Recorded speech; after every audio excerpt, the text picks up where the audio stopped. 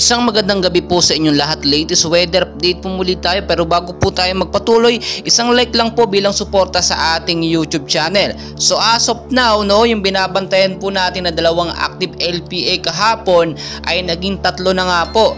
At patuloy po yung direksyon niyan dito nga po sa may bandang Silangan.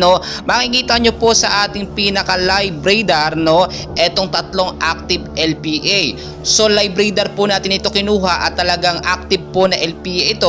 And as of now, ang lakas po ng dalawang active LPA na to or 3 active LPA ay naglalaro po from 30 to 35 kilometers per hour. Wala pa naman po itong direktang epekto sa ating bansang Pilipinas, pero yung extension po ng kanilang hangin pa northwestward po sa bilis naman na 10 kilometers per hour.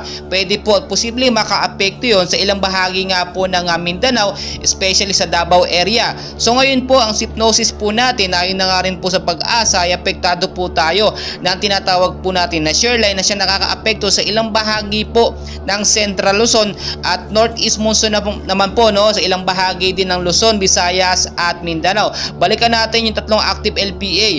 Ito po yung active LPA na medyo malapit nga po sa may Silangan, Mindanao, na posible nga pong dumiretso yung direksyon or posible pumasok sa ating Philippine Area of Responsibility 30 kilometers per hour at posible or imposible pang maging isang ganap na bagyo as of now, pero under observation po ito within 24 to 48 hours. Diyan po natin makikita kung magkakaroon nga po ba ng movement or pagbabago sa lakas ng hangin na ito. Kapag ito pong 30 kilometers per hour ay pumalo po from 45 to 55 kilometers per hour, ay posible po ito maging isang ganap na bagyo. So tulad po ng aking laging sinasabi, kahit wala pong storm or bagyo na nakapasok sa ating Philippine Area of Responsibility, ay maging I'm ready pa rin po tayo sa bawat oras, dahil kahit po walang bagyo ay meron po tayong binabantayan ng mga localized thunderstorm at posibleng mga rainfall shower na dapat natin bantayan, especially kapag kami alert tayo galing sa Pag-asa. Pag-ingat pa rin po palagi yung mababang lugar nga po sa Metro Manila sa banta po ng rainfall shower